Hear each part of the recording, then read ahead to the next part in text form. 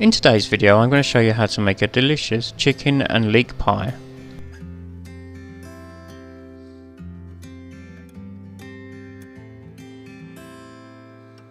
So for the first step I'm going to melt 50 grams of butter in a pan over a low heat, and then we're going to start to add our ingredients. So let's just melt that. So what we're going to add first is we're going to add, once the butter's melted, we're going to add our leeks and we're going to add our chicken as well. Just get that nicely melting. I'm using a deep pan because we're going to need it for the ingredients and the quantity that we're going to use. So just give that a bit of time just to melt. And then we'll add our chicken, we'll add our leeks, and then we're just going to cook them for around about 10 to 12 minutes until the chicken is cooked and the leeks have softened. Getting that nice sizzling of the butter. Okay, so just give that a couple more seconds.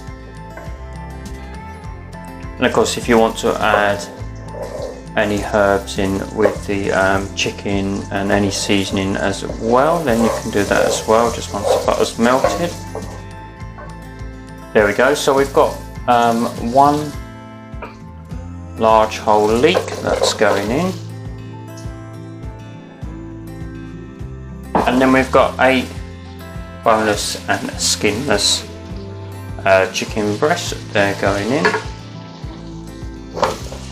There we go. Just give my hands a wash. Just give that a good mix around.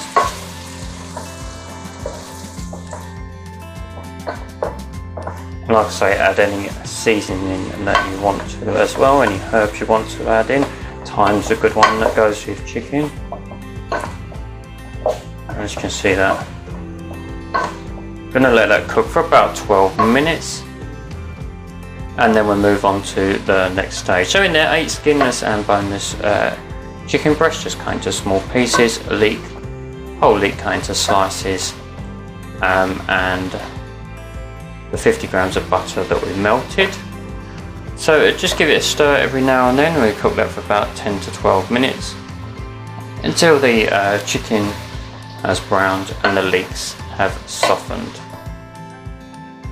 So after about 10 minutes the chicken is cooked, the leeks have wilted down, they've released some of their liquid, and now before I go on to the next stage I'm going to add about 5 close cut mushrooms that I've just chopped. If you don't want to add the mushrooms, then go on to the next stage, but I think mushrooms go well. I think they're a good companion with chicken, and they will add to the flavour as well. So I'm using close cut. You could use oyster, you could use whatever variety you want really. So I'm just going to cook those mushrooms down a bit and then we will move on to the next stage. You see they will cook quite quickly, that's why I didn't add them with the leeks, because the mushrooms won't take so long to cook. We'll just give them a few minutes. And let me know in the comments what you add into your pie when you make it. And I hope you will give this a go yourself and let me know how it comes out. Now, so in there we've got the butter we melted, that was 50 grams. We've added our 8 skinless and boneless chicken breasts, and then we've also added our 1 whole leek which we've chopped, and now just added the mushrooms. I did add a bit of thyme and some parsley in there as well, whatever herbs you want to add, and you could add some bay leaves as well. A good accompaniment with chicken as well, just as thyme is. Okay, and you see there's a fair bit of liquid which has come from the leeks and the butter and the chicken, and that will help to add to the overall flavour of the pie. We're just going to let those mushrooms cook for maybe a minute more. And then what we're going to do is we're going to add in our flour, and this will help to bring the sauce together. I've just got it on a low heat, nothing too fierce, because you just want everything to cook evenly and to cook gently. And there's nothing more satisfying than making your own pies. Of course they're very easy and convenient to buy in the shop, but making it yourself of course is a great thing, I think, and obviously you know what's going into it, tastes better, and use there's good quality ingredients that you can get hold of. Okay, so they've now nicely cooked down the mushrooms. You see it didn't take long.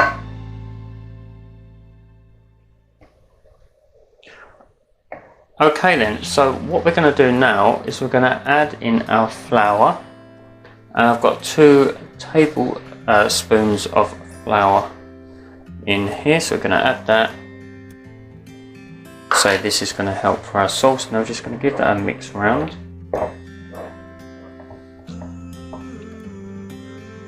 We want to cook that for about 3 minutes. Just make sure it's all incorporated. And then after about 3 minutes, we'll move on to the next stage. So after about 3 minutes, it's beginning to look like now I've added the flour, like a filling for a lovely pie. So we're well on the way now to making this a delicious chicken pie. Now let's move on to the next stage. So what we're going to do now is we've added the flour, so now we need to add in our, you can either use white wine or sherry, or I've got masala here, so I've got 100 milliliters, and masala goes well with chicken, obviously as does white wine and also sherry. Just use whatever you've got, you know, you don't have to go out and specially buy it. I happen to have some masala left from a previous recipe. Obviously if you've got some white wine you've been drinking, use some of that, or whatever you may have to hand. Or if you don't want to add any wine or sherry or masala or whatever, just add some more stock, because that's what we're going to add in this stage as well. So let's just put in our masala, and this will help to add flavour to the sauce and to the pie. So we've still just got it on a low heat. Keep that on the low heat there, just cooking away. Okay, so just stir that in. Okay. Now we just want to bubble it away for about a minute, because we want to obviously cook out the alcohol, and then we just have the flavour of the wine remaining. So let's just bubble that for about a minute. You see it's starting to bubble. So you can see we're building up the layers of flavour here. Okay, so just bubble it for roughly 1 minute. So the masala wine's had about a minute to bubble away. Now we're going to add about 300 milliliters of chicken stock, and that goes. And then we've also got 100 milliliters of double cream. You could use creme fraiche if you wanted to. Let's just get that in. And then we're going to add 1 tablespoon of mustard. I'm using whole grain mustard. You could of course use Dijon mustard or whatever mustard you have to hand, and we're just going to stir that in. And you see it really coming together now.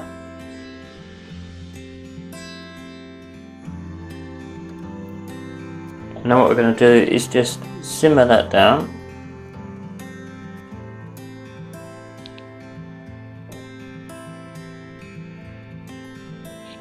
And then we're just going to cook that for around about 10 minutes, just to make sure that the chicken is completely cooked through. So let's just put that on a simmer and cook it through for about 10 minutes. And you can see how lovely it's looking now. We haven't even done the pastry yet. Okay, so let's cook that for about 10 minutes. So after 10 minutes you can see how nice and creamy it is. It's reduced down, it's thickened up. And at this stage you can just check for seasoning if you need to add any salt and pepper.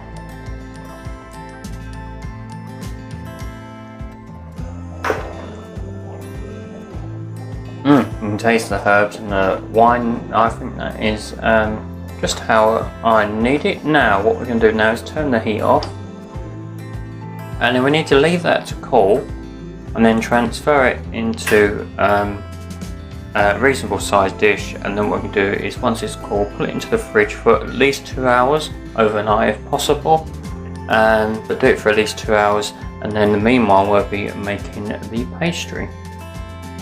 So to make the pastry, I've got 400 grams of self-raising flour here, and then to that I'm going to add 150 grams of cold butter. Put that in, okay. And then I've got a beaten egg, and I've also got roughly about 4 tablespoons of cold water, ice cold water. I may need some more, so I've made sure I've got plenty there. A good thing is just to get obviously your tap as cold as you can, or if you've got one at a fridge where you got a water container in it and you can just get some out that's chilled already, then that's great as well. Just want the pastry, you want it always to be as cold as possible. So what we're going to do is we're going to rub the butter into the flour, and we need it to be completely combined. So that's the first stage, so you need to get in with your hands and rub it in together.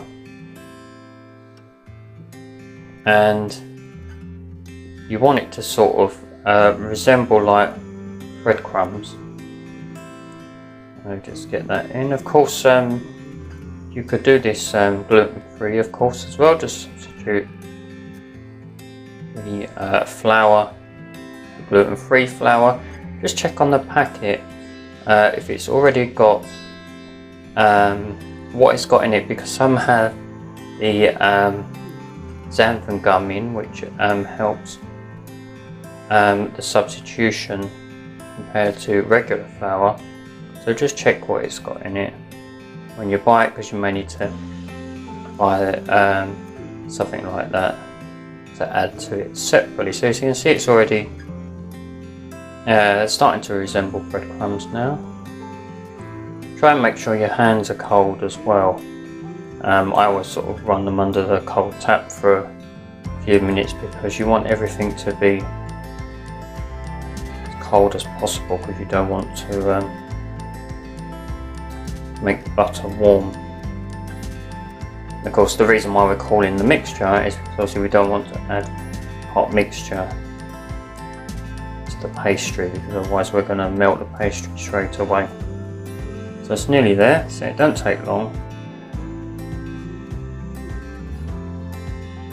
Do it by hand, because then you can feel when it's all nicely combined together. Okay. It's nearly there. And then when we add the egg and the cold water, that will bind it all together. Okay, I think we're more or less about there. Okay, just going to clean my hands. Okay, so at the next stage we're going to add half of the beaten egg. Don't need to add it all, just about half. There we go.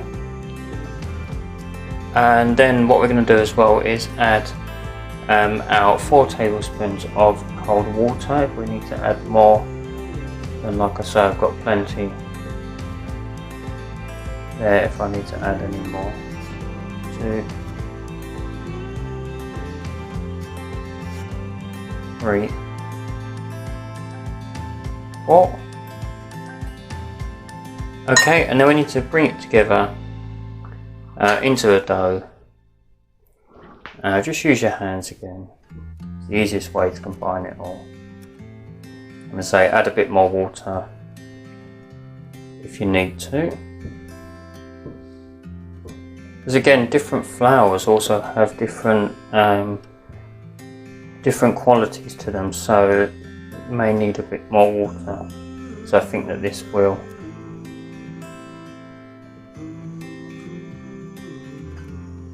So we're just going to add a bit more, and then you'll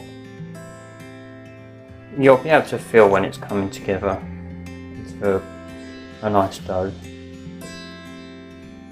So just keep doing that until you add your water, until you've got enough to make the dough. Nearly coming together. I just think we're going to need a little bit more water. There we go. Okay. So as you can see, it's now come together. I've just been kneading it for a bit. Just do that for about a minute. And then what we're going to do is we're going to wrap it in some cling film, and then we'll put it to chill for at least 1 hour.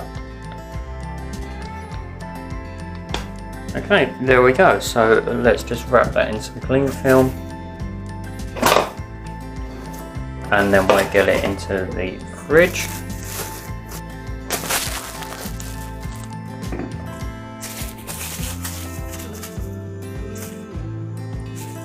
There we are, wrapped in cling film, and put it in the fridge for at least an hour.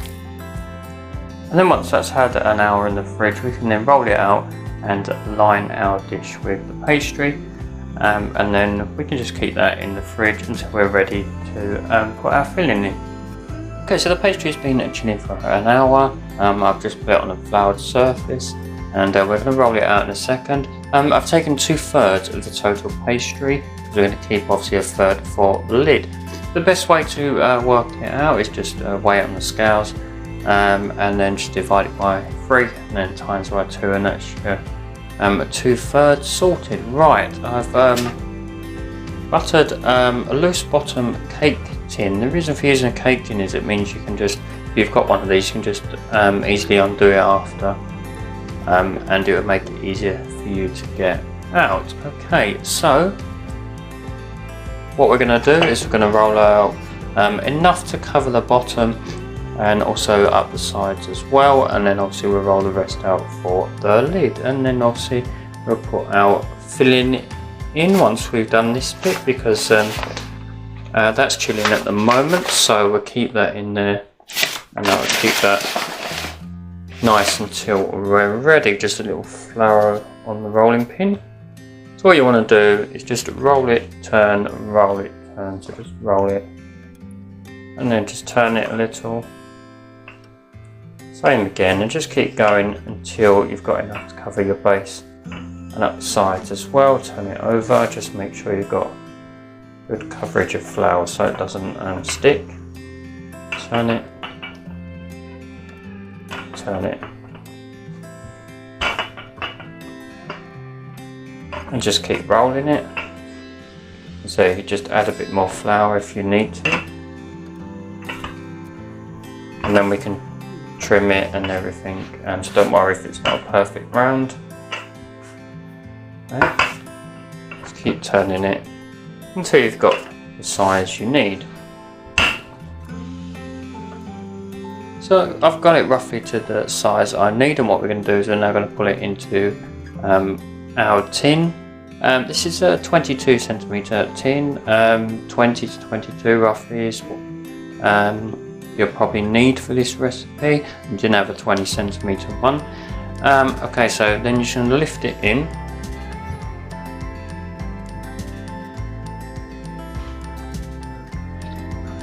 And then what we can do is we can just make sure we press it down the bottom and then up the sides, and then we can trim any excess off before we put the filling in and do the lid. Just push that on the bottom, and if we've got some bits that are longer than others, we can use them to just put up the sides, the bits we haven't got enough. We need to.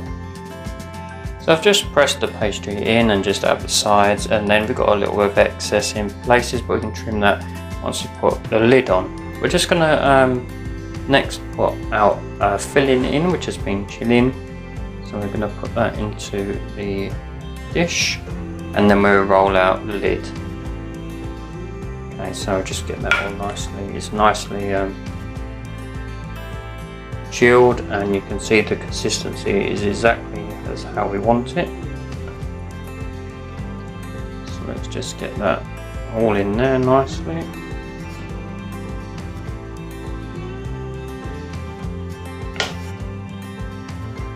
Okay, spreading it out evenly, and then once we've done that, we'll roll out the lid, and then we'll be nearly there. So I've put the filling in, and I'm now going to just put that into the fridge just while I roll out the lid, and that will keep that nice and cool. So same as before, just a floured surface, a bit of flour on your rolling pin, and then just roll out your lid. Same way as you did with the base. Roll it, turn it, roll it, turn it. And just keep doing that until you've got big enough to go onto your top of your pie.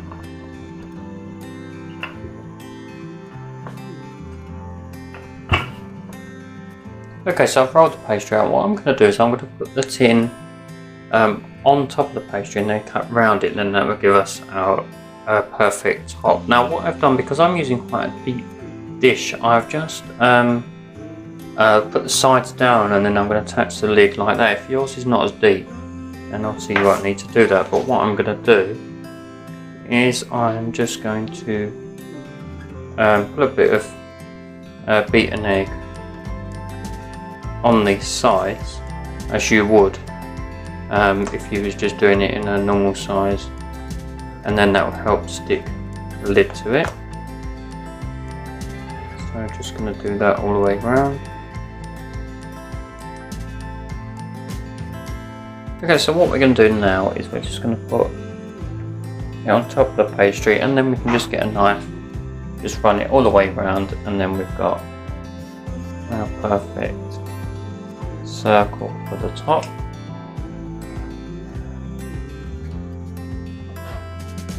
And then we can just seal that on with the egg wash, get it all the way around, and then we can just keep the excess, do a bit of decoration on the top. Just get that out of the way.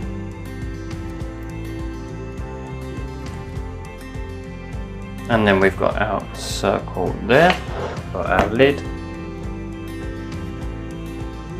You can just carefully lift onto the top.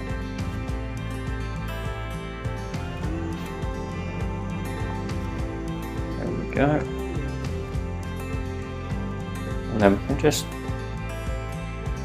press it on just to seal it on the egg wash.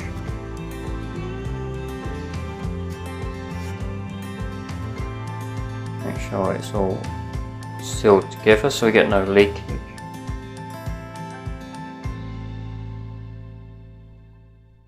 Okay, that's all done. Okay, and then what we're going to do is with the rest of our egg wash, we can just put that on top. That'll just give it a nice finish when we cook it. And if you're not ready to cook it yet, you can keep it in the fridge at this stage for around about 24 hours until you need it. So you can prepare it the day before if you want. Just get a nice covering on there.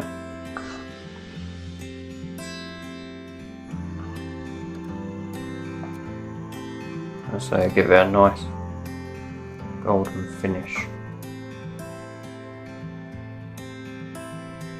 The bit of pastry we've got left, we can just roll it out, and then we can just do a bit of decoration, whatever you want to do, some leaves, whatever you want to do. I'm just cut a rough leaf shape, and then I'm just going to put some lines on it just to give it that definition of a leaf.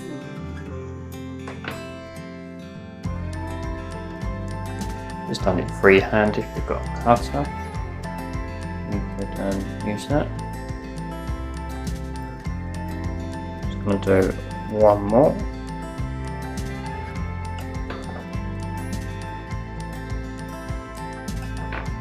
And I've just done another one. We're going to stick that on there like that, and then just put a bit of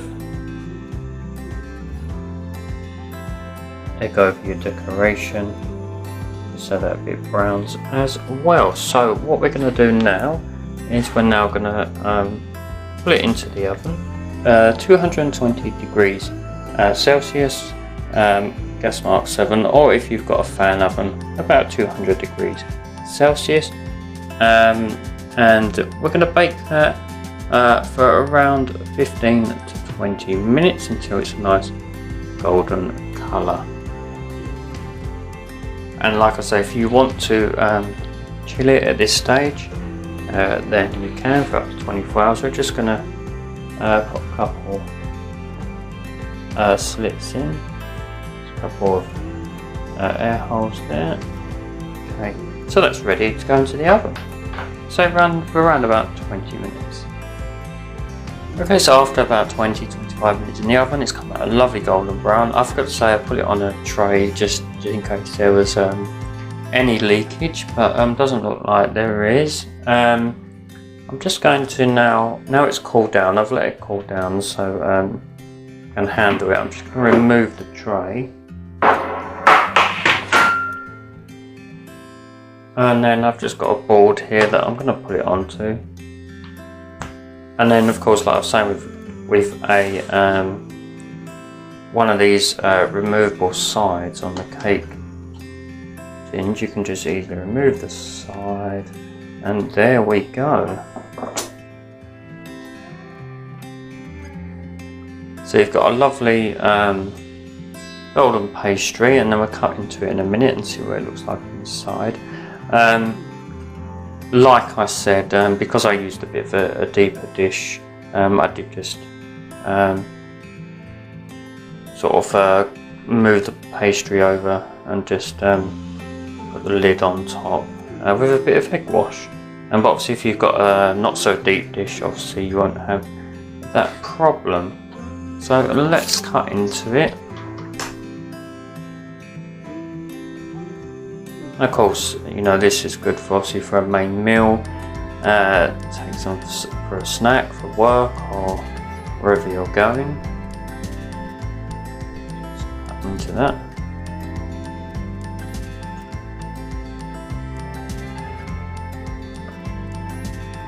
So like I say, I hope you will give this a go yourself, and just follow it step by step, and you'll have a delicious chicken and leek pie at the end of it. Like I say, you can add mushrooms into it if you want to.